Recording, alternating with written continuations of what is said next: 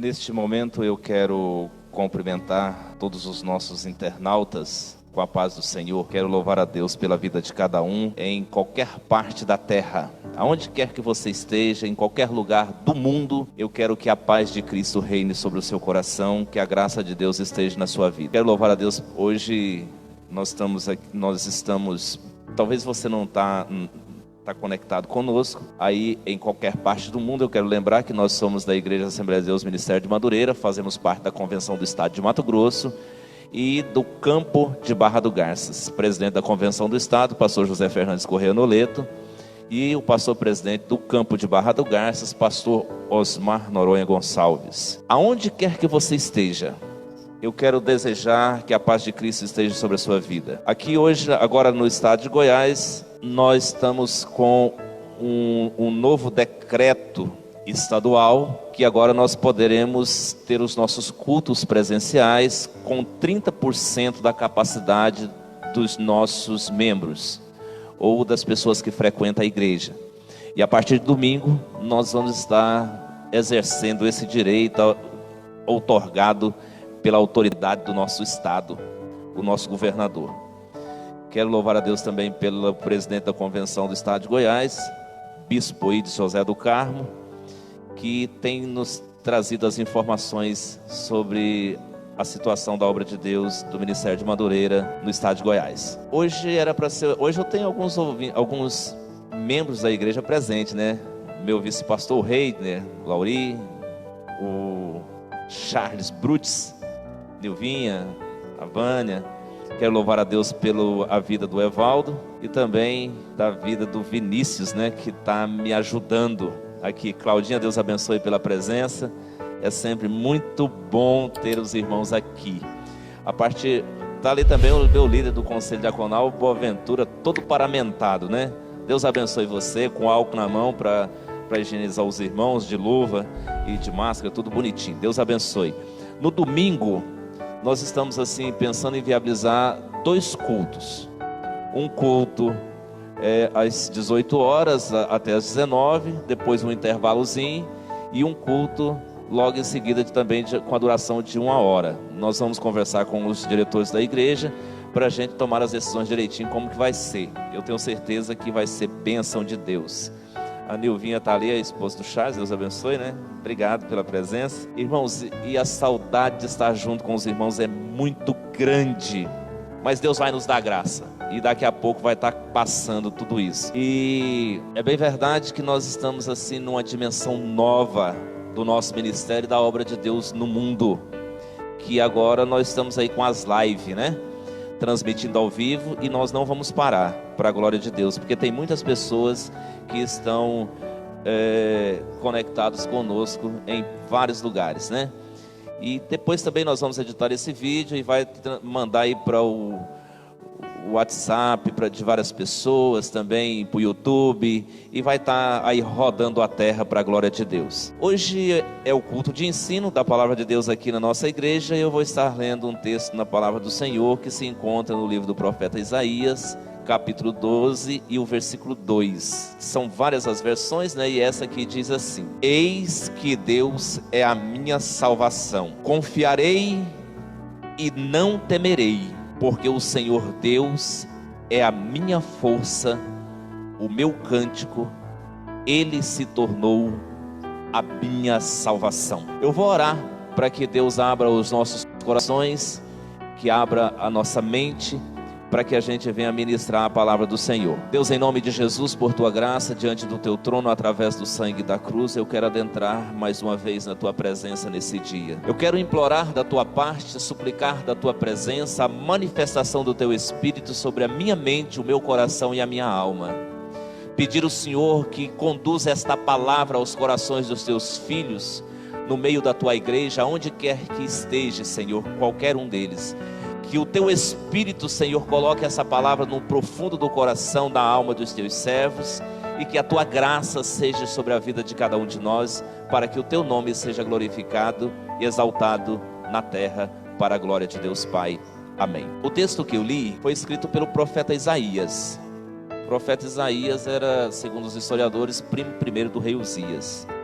depois que o seu conforto acabou, que o rei Uzias morreu, ele teve um encontro pessoal com Deus e se tornou um grande profeta, um grande homem de Deus. E é interessante que eu não sei se vocês já perceberam, o conforto traz um comodismo. Quando a gente está no meio de um momento de muita bonança, a gente não ora menos, a gente busca menos a face de Deus, a gente coloca menos a confiança no Senhor, e a gente vai se sentindo autoconfiante. Nós achamos que podemos tudo e que tudo está à nossa volta.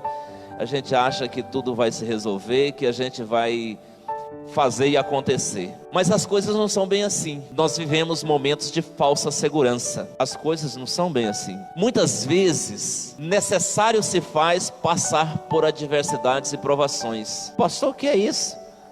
Eu também não gosto de passar por provação. E se a gente olhar para a palavra de Deus, a gente olhar para a Bíblia, a gente olhar para os relatos contidos na palavra do Senhor, nós vamos perceber todas as pessoas que essa palavra relata que passaram por grandes adversidades, obtiveram grandes experiências com Deus. Como é o caso do profeta Isaías, ele lá no capítulo 6, ele escreve assim: olha, no ano que morreu o rei Uzias, eu vi o Senhor. Quer dizer, antes do rei Uzias morrer, ele nunca tinha tido uma visão extraordinária de Deus. Mas depois que o rei Uzias, que era seu primo, morreu, ele teve uma visão de Deus. E é interessante que nós, como igreja do Senhor, precisamos fazer o que o profeta Isaías colocou nesse versículo para nós: confiar no Senhor. E é interessante que todas as vezes, irmãos, que a gente passa por uma provação ou uma adversidade ou uma luta, a gente pensa que a gente está sozinho. E é exatamente o contrário. Quando no momento que a gente passa por provas e lutas,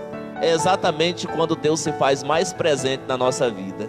É quando nós temos as maiores experiências com Deus. O profeta Isaías, quando ele fala assim, ó, imagina você ser parente do rei, você ser amigo do rei, você ser um amigo, um parente próximo do rei, você vai morar no palácio, você vai ter acesso às recâmaras do palácio, você vai ter acesso à maior autoridade do país, que é o rei, você vai ter acesso a tudo, você tem recursos, influência, você tem amizade, você tem conforto, segurança, tem tudo. Mas um dia foi tirado isso assim, subitamente o profeta Isaías perdeu isso. Aí ele fala assim, ó, no ano que o rei Uzias morreu, ele usou a tragédia como referência da vida dele, da vida espiritual, do momento de presença de Deus. Ele fala assim, ó, eu vi o Senhor assentado sobre um alto e sublime trono, e a glória do seu séquito enchia o templo. É interessante que você não vai encontrar nenhum outro relato da vida de Isaías antes do rei morrer. Você nunca vai encontrar ninguém, o profeta Isaías, pelo contrário, você não vai ver nenhum trabalho ministerial do profeta Isaías antes da morte do rei Uzias. Você não vai ver o profeta Isaías relatar uma experiência sobrenatural como ele relata no capítulo 6 deste livro, no ano que morreu o rei Uzias. E aí a gente precisa aprender, irmãos, que as tragédias ou as adversidades, as lutas e as provações, muitas das vezes é para nos levar a uma experiência nova com Deus, que a gente ainda não teve como igreja, como povo de Deus. E às vezes a gente questiona Deus quando chega uma crise financeira, como chega um acidente, uma tragédia, uma dificuldade, um problema, uma luta. A gente questiona Deus, fala, puxa, mas Deus se esqueceu, será que Deus não me guardou, será que Deus não me livrou? Não, é o contrário. A gente precisa aprender, nós precisamos entender que Deus tem o controle de todas as coisas. Nós precisamos perceber que a minha vida não é minha, foi Deus que deu. A saúde que eu tenho foi Deus que deu, a esposa que eu tenho foi Deus que deu, os filhos que eu tenho foi Deus que deu, os recursos financeiros que eu tenho foi Deus que deu também, o ministério que eu tenho também foi Deus que deu. Então eu não tenho nada a não ser a presença de Deus na minha vida. E às vezes você pode estar aí do outro lado olhando para mim e falar, pastor, mas eu não sou cristão, eu não tenho nunca tive uma experiência com Deus. Mas a sua vida que você tem, foi Deus que te deu também. Porque essa palavra diz que Deus, que o sol nasce sobre justos e injustos, nasce sobre o cristão, mas também nasce sobre a vida de uma pessoa que não conhece a Deus. Mas só de você reconhecer que você é necessitado, Deus vai ter misericórdia da sua vida. E é interessante, queridos, que a gente olhando para a Bíblia, olhando para a palavra de Deus, nós podemos ver várias pessoas. Vamos pegar o exemplo do profeta Elias. É interessante, olha aqui para mim, para você entender. O próprio profeta foi usado por Deus, instrumento de Deus, e ele profetizou que durante 3 anos e meio não choveria em Israel. E ele mesmo enfrentou o problema da sua própria palavra, da profecia que Deus usara para profetizar sobre a nação. E durante 3 anos e meio não choveu. Mas se você observar a história, se você observar a palavra de Deus, Deus não desamparou o seu filho, o seu profeta, o homem que Deus usou. Deus não abandonou ele. Falou assim, ó, você vai lá para o Ribeiro de Querite, e lá eu vou ordenar as aves do céu, os corvos que te alimente por lá, que leve pão e carne todos os dias. Mas aí chegou um tempo que o ribeiro secou também. Ele falou assim, olha, vá lá numa cidade, tem uma mulher lá por fora da cidade catando lenha para fazer um alimento para o filho dela e para ela, e elas vão morrer. É uma viúva. Vai lá na cidade de Serepta, eu vou ordenar a viúva que cuide de você. Escute, Deus vai usar as coisas mais improváveis para falar a sua vida, para ministrar sobre a sua vida, para falar sobre o seu coração, para transformar a sua história, para bradar no direcionamento que você precisa tomar da sua vida. E às vezes a gente questiona. O profeta Elias, depois de um tempo, ele falou, não, só me resta morrer, eu não tenho mais outra saída, agora é a morte. Jezabel procura matar, procura me tirar a vida. Deixa eu te dizer uma coisa, por pior que sejam as nossas situações, confia pois no Senhor, e Ele cumprirá o desejo do seu coração. É bem verdade que tem momentos que o desânimo abate sobre as nossas vidas. É bem verdade que tem hora que as incertezas tomam conta do nosso coração. É bem verdade que tem hora que a dúvida quer ser nossa parceira e nossa amiga, quer andar com a gente. Mas eu quero que você entenda, confia no Senhor, e você é o instrumento que Deus tem. Pode ser o problema que for, pastor, pandemia, que é a coisa do momento. Se você olhar para a Bíblia, eu vou te mostrar um fato extraordinário. Um dia Jesus desceu no porto de Cafarnaum, vindo da região, ele vinha da região de Gadara. Ele havia expulsado aqueles demônios do endemoniado de Gadara, e pegou o barco de volta, estava chegando no porto de Cafarnaum, onde era o seu quartel-general. Ele desceu do porto e veio correndo uma mulher, prostrou aos pés dele e falou, Senhor, eu preciso ser curada. Eu já gastei tudo que eu tinha. Ela de repente, no meio da multidão, não teve oportunidade de chegar próximo de Jesus, encosta nas vestes de Jesus, é imediatamente curada. Enquanto está acontecendo aquele momento, chega um moço chamado Jairo, que era mestre, que era chefe, que era o principal da sinagoga, que era o chefe religioso da cidade. E aqui eu quero te mostrar um fato interessante. Ele representava a lei judaica e Jesus representava a graça. Chega lá, o Jairo se prostra nos pés de Jesus, Senhor, tem misericórdia. Deixa eu te contar uma coisa, Deus não vai rejeitar um coração que o busca com sinceridade. Ele nunca vai rejeitar. Se você clamar por Deus, aonde você estiver, nas circunstâncias que você estiver, Deus vai te atender. E tem um fato interessante aqui para a gente entender, irmãos. Vocês já perceberam que a gente busca Deus no momento de luta? Vocês já perceberam isso? Que a gente sempre vai atrás de Jesus no momento que não tem outra saída. Normalmente as pessoas buscam Deus quando já não tem recurso da medicina, não tem recurso do financeiro, já se esgotou todos os outros tipos de recursos, aí vai buscar a presença de Deus. E Deus é tão bom que ainda ouve. Deus ainda ouve. Se você observar, Jairo já era o principal, o presidente da religião naquela cidade, o chefe maior, príncipe da sinagoga. Ele chega, se prostra diante da graça, é a lei se prostrando diante da graça, e fala com Jesus, Jesus, minha filha, ela está muito enferma. Olha a tragédia, olha a dificuldade, olha o problema, irmão. Para quem é pai sabe o que eu estou falando, para quem é mãe sabe o que eu estou falando. Chega lá e fala, Senhor, minha filha, ela está extremamente doente. Enquanto ele falava com Jesus, Chega um de seus secretários e fala: Senhor, não incomode mais o mestre. Sua filha já morreu. Pensa numa notícia, irmão. Pensa num problema. Pensa numa adversidade.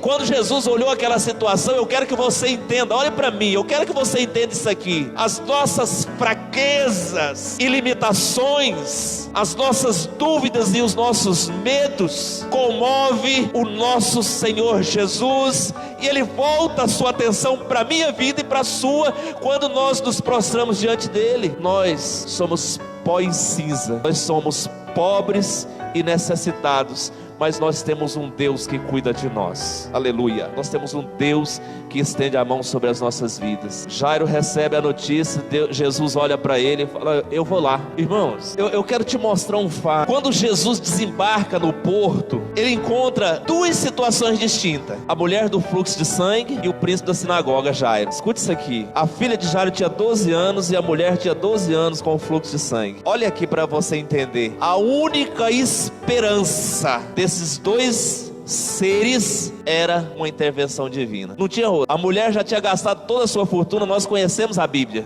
nós conhecemos a história dessa mulher na Bíblia. Jesus vai e cura ela. Quando está ali naquele movimento, aquela mulher é curada, transformada, visitada por Deus. Chega o emissário da casa de Jairo e fala: não incomode o mestre, que a sua filha já morreu. Jesus pega ele pela mão e fala assim: eu vou lá na tua casa. Deixa eu te contar uma coisa, querido. Quando nós confiamos no Senhor, Ele nos visita. É na nossa intimidade, é no íntimo da nossa vida. Porque você não leva uma pessoa que você não conhece para sua casa. Você não leva uma pessoa que você não tem amizade para sua casa. Jesus falou assim: eu vou lá na sua casa. Você quer ver um negócio? Quando Jesus chega lá na casa de Jairo, ele manda todo mundo sair. Estava todo mundo já pranteando, chorando por causa da morte da menina. Ele manda todo mundo sair. Entra ele, Jesus, Pedro, João, o pai e a mãe. Sabe o que eu quero que você entenda? Primeiro, Deus sempre quer ensinar alguém a fazer o que precisa ser feito. Seja você essa pessoa que Deus vai usar. Você quer ver outra coisa? A intimidade de Jesus com aquela família é o que nós mais precisamos nos tempos de hoje. Que a nossa família tenha intimidade com os céus. E eu quero que você entenda, querido, não desespere, confia no Senhor, acredite na promessa que Deus tem, acredite no plano que Deus tem, acredite no que Deus pode fazer. Olhe para mim: ah, pastor, mas eu estou num momento de adversidade com essa situação dessa doença, eu estou preocupado. Busque a face do Senhor, busque a presença do Senhor, busque a sua alma, busque entregar a sua alma na presença do Senhor, e Ele vai trabalhar na sua vida. Pastor, mas é um momento difícil e agora talvez eu virei as costas para Deus. Mas Deus não virou as costas para você. Deus não vai te abandonar. Deixa eu te contar uma coisa: nem a mulher do fluxo de sangue, nem Jairo nunca tiveram um encontro com Jesus, a não ser o dia de extrema necessidade. E Deus resolveu o problema deles. E Ele quer atuar na sua vida da mesma forma que atuou na vida desses dois, desse homem e dessa mulher. Jesus é o mesmo ontem, é o mesmo hoje e o mesmo eternamente. Ele continua com as mãos estendidas sobre a sua vida. Nesse momento, eu quero orar por você. Eu quero ministrar de Deus sobre a sua vida. Margarete Santos, Deus abençoe, está nos acompanhando.